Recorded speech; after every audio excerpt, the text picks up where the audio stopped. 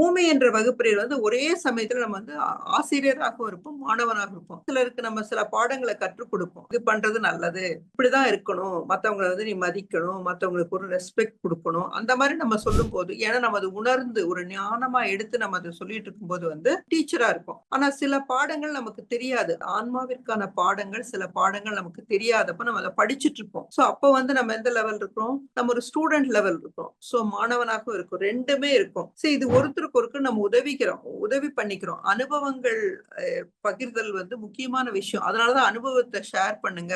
ஒருத்தருடைய அனுபவத்தை நம்ம கேட்கும் போது இப்படி கூட இருக்குமா, இப்படி இருக்குமா அப்படிங்கறத வந்து நம்ம புரிஞ்சுக்கிற போது நம்மளால ஈஸியா வந்து மத்தவங்களுக்கு ஹெல்ப் பண்ண முடியுது. அவங்களுடைய வளர்ச்சிக்கு, அவங்களுடைய ஆன்ம வளர்ச்சிக்கு நம்மளால உதவ முடியுது. எப்படி நம்ம உடல்ல வந்து ஒவ்வொரு செல்லும் நம்ம உடல் வளர்ச்சிக்கு உதவுதோ, அது மாதிரி நம்ம தனிப்பட்ட வளர்ச்சி வந்து ஒட்டுமொத்த சமுதாய வளர்ச்சிக்கு நம்ம உதவுறோம்.